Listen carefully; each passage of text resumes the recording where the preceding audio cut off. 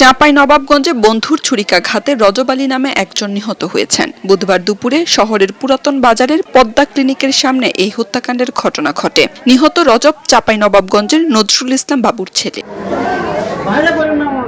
বুধবার দুপুরে পদ্মা ক্লিনিকের সামনে অভ্যন্তরীণ কোন্দলের জেরে জিসান ও মেহেদির সাথে রজবের কথা কাটাকাটি হয়। কথা কাটাকাটির এক পর্যায়ে বন্ধুরা তাকে ধারালো ছুরি দিয়ে বুকে আঘাত করে। গুরুতর আহত অবস্থায় তাকে উদ্ধার করে হাসপাতালে নিয়ে যাওয়া হলে কর্তব্যরত চিকিৎসক রজবকে মৃত ঘোষণা করে।